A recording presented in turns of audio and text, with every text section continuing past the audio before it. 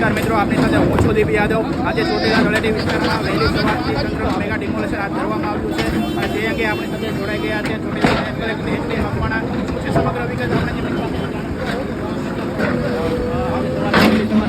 જે ડિમોલેશન હાથ ધરવામાં આવ્યું છે તેની શું છે સમગ્ર વિગત?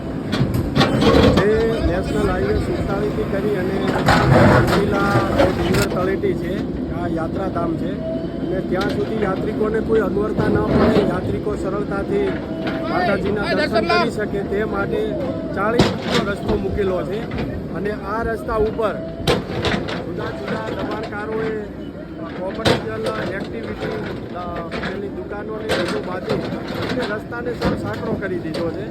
જે 40 ફૂટનો રસ્તો હતો એની જગ્યાએ 20 ફૂટ કરી દીધો, જેથી યાત્રિકોને ખૂબ અગવડતા પડતી હતી।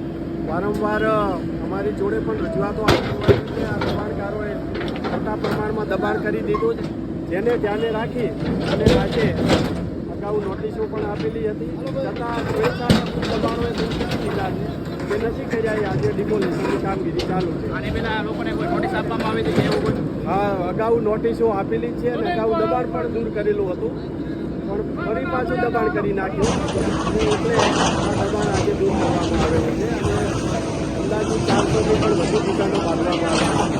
ભવિષ્યમાં કોઈ દબાણ ન થાય એના માટે કોઈ કાર્યવાહી? એના માટે બસ હવેથી આ જે હદ છે એ હદથી અંદર કોઈ આવે નહીં, આ રસ્તા ઉપર